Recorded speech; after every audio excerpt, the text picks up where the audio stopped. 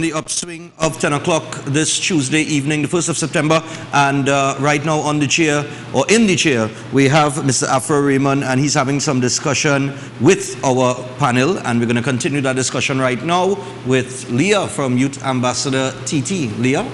Hi, good night, Mr. Raymond. Good evening, hello. I just want to know, do you believe that the Mr. Rambaran, the central bank governor, do you believe he was genuinely not aware of the payouts that were made to the CLICO executives? I just want your take on that. He was genuinely not aware of what? Of the payouts that were made to the former CLICO executives. I don't know the answer, you know. I wrote something about that. And there are two sides to the story. He says he didn't know. And of course, Mr. Yepming rebutted that and said that he was scapegoated. He was told and he was informed and so on. I really don't know the answer. Yepming has threatened a lawsuit. I don't think that has emanated. That has not arisen. In fact, Yepming appeared a few days after he was fired from CLICO. I think he was in a pretty friendly photograph with the Prime Minister and Dr. Monilal and Mr. Rodney Charles and some other, Timothy Hamilsmith and some other people. Yes. It was in the Guardian, a kind of front page picture. But what is interesting about Yepming, to kind of come to the real meaning of your question, is that we are told, as another person would say, it's alleged, that Yepming was fired from CLICO for this alleged improper payout, or the payout without informing the governor of the central bank. But in fact, he's been kept as the chairman of CL Financial, which is the parent company. So you see how mysterious it is. If it is you had somebody in a series of companies in 3 or 4 positions of trust, and you caught them at something that was improper, or you caught them doing some nonsense, and you dismiss them from a position down here, would you keep them in a position with all that authority up there? And I think the answer is no. So I really don't know what it is. There does seem to be some tension I am observing between how the Ministry of Finance is trying to run things and how the central bank is trying to run things in relation to the bailout. It appears that there's some tension. This is one example of it. You know, but I don't know the answer. Sorry. Good evening, Mr. Raymond. My name is Kieran Ramsmer. I'm a part of the Synergy TV crew. Recently, I looked at Movietown and I saw that they had a cleared piece of land. And I went through one of your blogs today. I noticed that you had an article called Invaders Bay Correctiveness. If you could correct me. Yes. And in my view, I'm looking to cut a tree down in the back of my yard. And I've been looking for approval for that since about a year or 2 now. And I still can't get through. Yes. So to me, I'm a bit confused how they could clear away an entire piece of land in the back of Movietown and still I can't get approval to cut down a tree in the back of mine. Probably could share the information from the investigation you had. Well, the JCC has been expressing a serious concern about that and the whole Invaders Bay situation, because there's 70 acres of prime land, waterside land, behind Movietown in the west of Port of Spain. And our concerns are to do with the improper process, how it was there a competitive process to decide who would get the land. They haven't allocated all of it, but they've allocated, I think, about 23 acres. And that's the information we have. It's available on our website. It is jcc.org.tt, so people can go there and look it up. And in relation to the EMA question and the approvals, there's a kind of an old practice in the construction sector where some people will say to you, it's better to break the rules and seek forgiveness after. Okay? Risk being punished and seek forgiveness after, just to get moving on a project. I don't know, because last year in June there was a lot of concern because a lot of the mangrove that had regrown on this reclaimed land was cut down in a very short period in June last year. I think it was in the first 2 weeks of June last year. And there were pictures of the grubbing out on YouTube. People had done things with it with drones and so on, and taking pictures of the things actually being pulled out and so on. And I don't know who did that, because I can't imagine. I mean, I don't place the responsibility for that in my mind solely with the people who are going to get the land, because somebody was only going to get 10 acres of land. Because one person is 10 and one person is 13. Somebody was only going to get 10 acres and is not going to spend money to pull up mangrove over 70 acres. So it doesn't seem to me like it's neither the 13-acre person. It doesn't seem to me like it's one of those two. I think it's somebody else. And that's an interesting question. Because part of our inquiry, we actually asked the Ministry of Planning whether the EMA approvals or the town planning approvals were in place for any development in the Vedas Bay. And the reply we got on the 31st of October last year was that, in fact, no applications had been made. So if there are no applications, there can't be any approvals. Of course, in between the 31st of October last year and now, applications could have been made, it could have been approved. But our latest information is that. Yeah. Good evening. Ayana Phillip, International Movement for Change. You mentioned campaign financing before the break, which is very interesting. What do you predict will happen, considering a lot of businesses would have financed a lot of campaigns for the current government? Yes. What if they were to lose this coming election? What do you predict will happen? Will the businesses request their money back? What do you think is going to happen? No, I think that's a good question. I think that the first thing I want to say before I get to answering precisely is that the JCC has actually taken a position. We gave a press conference on it last year, and I think it was on the 13th of June, on a Friday. We gave a press conference on it, and we took a position formally in support of there being a serious set of laws dealing with campaign finance. Because at the root of all of these things we're talking about, a little while ago we were speaking about CLICO and Mr. Dupree and the central bank and those things. But at the root of a whole lot of other things, whether it's Section 34 you're talking about, whether it's the Piaco Airport, whether you're talking about the UDICOT scandal from the last administration, the previous administration, at the root of all of those things, there's a serious situation where campaign financiers have access to ministers, they have access to contracts, and in a real sense, they may have a first refusal. So that's a concern of ours, and it's a concern that we believed that we supported Senator Helen Drayton. She's no longer a senator. The Parliament has now been discontinued. But we supported Senator Helen Drayton, and there was a joint select committee appointed to start drafting a set of laws to deal with this. We don't have proper laws dealing with it, and we need to have laws dealing with campaign finance. In relation to your question, I don't think anybody gets any money back if the side you bet on loses, which is why everybody bets on both sides. So you find somebody will be putting money, somebody A, it doesn't matter the name of the person, somebody will be putting money towards the government. And I would be very, very surprised if that person wasn't also putting some money towards the opposition. That's the way the game is played. Somebody would have to be a real believer. And Trinidad and Tobago is a real cynical place. There are many real believers here. A lot of people say they believe, but somebody would have to be a true believer to give money to one side and never to give money to the other side. It really is a kind of a sharing like that, you know. So they would share it on both sides and hope for the best. Hi. Evening. Well, that's one way to say it. Evening. Brandon again from Hi, Take Brandon. Back TT. Yeah. So this is the second time that you mentioned campaign financing. And the way I was immediately going to ask this question before you had said what you just said was to clarify exactly what our present situation is when as it regards to campaign financing, and discuss what you think an ideal piece of legislation to that regard would be. But now that we know that at some point in the past, legislation has been considered, has been drafted by some. Well, it was supposed to be drafted. Yeah. The draft didn't start. But then we could still talk about what that was supposed to do and how that would help the situation that we're presently in. Well, you see, it's interesting. Campaign financing is one of those things that it is a kind of it's a real concern, and it's also to a certain extent a bit of a buzzword. So you get a lot of people who understand that business people pay politicians to run these elections, and they understand that after the election, the business people get the inside track. And they don't think that's right, and they think it should change. But in fact, it's very interesting. If you talk with people, just a range of people, what do they think the law should be? And it's very interesting, the range of views people have. One of the common perspectives is that the law should be like how it is in America. And how it is in America is very interesting as a perspective. Because how it is in America is that you can make donations. You as an individual or a company can make donations. They really don't have many limits. And there's a tremendous quantity and quality of information about the donations. It is mind-boggling. If you put into Google campaign finance NGOs in Washington.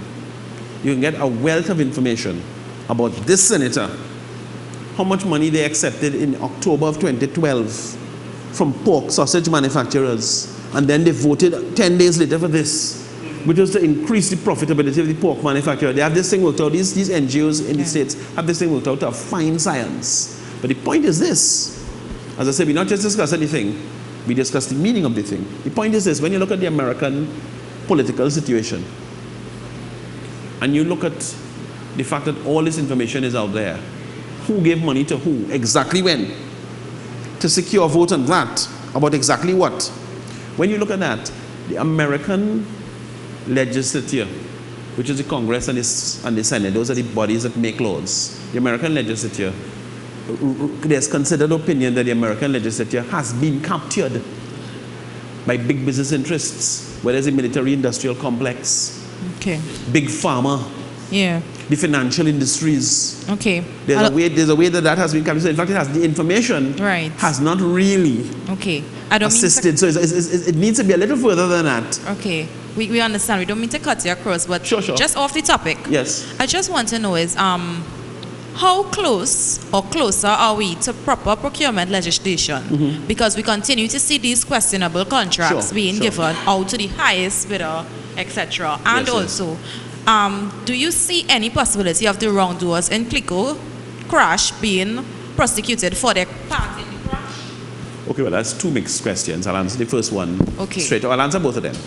The first question is that the public procurement and disposal of public property law that we were campaigning for all these years. And I want to pause and give a little appreciation to our colleagues. I spoke in the earlier part about the benefits of working in association. In my opening remarks, I spoke about that. We worked in association. The JCC itself is an organization made up of 5 organizations to do with construction, real estate, and property. Planners, architects, surveyors, contractors, and engineers. We work together with the Chamber of Commerce, the Manufacturers Association, the Transparency Institute, the Federation of Independent Trade Unions and NGOs, FITUN. We worked with the local content chamber. We worked with the Trinidad and Tobago Coalition of Service Industries. We worked with the American Chamber of Commerce. It was a group of 7 organizations together. An unprecedented coalition in the Caribbean. We can do unprecedented things in this part of the world. The unprecedented things don't only happen on cable, they happen right here in this country, and some of us did it. We did an unprecedented coalition of 7 organizations to campaign for the proper procurement laws. We didn't get everything we wanted. Let's just cut to the point. We didn't get everything we wanted. I would say we got about 65% of what we wanted. About 3 out of 5 parts of what it is we really wanted. The ideal package. That law was passed in Parliament on the 14th of December last year. On the 15th of January this year, President Kamona assented to it, which is one of the legal stages you have to go through. And there was recently, at the end of July, what they call a partial proclamation, which put certain sections of the law into effect. And I could tell you, because partial proclamation is almost a bad word after Section 34. You know, in Trinidad and Tobago, we talked about the alphabet. Well, in Trinidad and Tobago, we talk about numbers too. So the rest of the world is 1, 2, 3, 4. In Trinidad and Tobago, is 1, 2, 34. And they give it to you. So it's 1, 2, 3, 4. The point about it is that partial proclamation is a bit of a bad concept. That leaves a funny taste in your mouth after Section 34, particularly at independence time, like around now one thing. But the point is that the parts that were proclaimed on the 31st of July by the President, Excellency Kamona, 31st of July this year, they were proclaimed. The partial proclamation were the parts we wanted to be proclaimed. So in fact, those have now put us on the road to start implementing the law. So to answer your question, the law is not yet implemented, is not yet in effect. Therefore, a lot of the things that we have been complaining about, or we've been complaining a lot about them, we can't stop them yet because the new law is not yet in place. So we're working very hard to get that done. Of course, it's taking place in the middle of an election situation, and we could have a new government in a week's time, but we continue to do our work. The second question about the Clico people finding justice and whether justice will be found, that's a really tall order. I don't know if that will happen. I would continue to do my own campaign. That's not connected with the JCC. I have my own campaign I'm doing about that to get the information, who got the money, when did they get the money, and so on. And it's a big fight at the moment. Okay, so I don't know the answer. We're in the middle of the fight. It's too early to tell. All right. Sorry. Good night again. Sure. I think it's really poetic that we're talking about corruption and integrity and these sorts of issues, again, the day after Independence Day. Yes. And depending on who you ask, we've been dealing with these kinds of issues in varying scale for the majority of our independence as a nation. And as a young person, I want to know, do you have faith that in this lifetime, that in our lifetime things get better? Sure. That's one. And two, what is the role of young people specifically to make those things happen? Yeah. Even if they're not as versed in all of this that's happening as you seem to be. Well, I mean, just to go back to David Rudder for a second, who always playing in my head somewhere in the back there. And now, the Madman's Chant, which of course is about a crazy election that took place in 95. The Calypso came out in 96. And there's a part where he says, and somebody minge the smile off their face. And it's a kind of language that younger people don't use anymore. But it really refers to the fact that the situation in the society is such that we are robbing our young people of a prosperous future or a happy future. And it is a link in terms of the corruption and the younger people, which I'm glad you raised the point. Because it's not just a question of associating and fighting. The link is this: Trinidad and Tobago has one of the highest rates in the whole region for the number of graduates who get their papers and migrate. I forget the exact figure. It's somewhere between 85 and 86%. It's one of the highest rates. It's horrifying. It's really, very, very, very, very high, okay? And that is because once you have a situation where there's a lot of nepotism and there's a lot of corruption, it doesn't matter who you know, it's who knows you. It doesn't matter if you have the better proposal or the better idea to do something, but in fact, somebody could be friendly with somebody, as we say in Trinidad, friending with somebody, going for a drink with them after work and so on. All of those are types of corruption. And you get into a scenario where, in fact, if you're a young person and you're qualified and you have ambitions and you have dreams and you want to make a difference, it could get to you. And you could decide to migrate. And this is why so many of our young people who are excellent have left. So it has an impact on the society. It's as bad as a war. Okay? Now to come to your question, yes, I think it will change. And more of you all and other people who are listening today need to get involved. Associate. Good night, Mr. Raymond. Renaka Williams, representing the PNM Youth Arm. My question is on squatter regularization, sorry. Mm-hmm. We've been hearing a lot about it.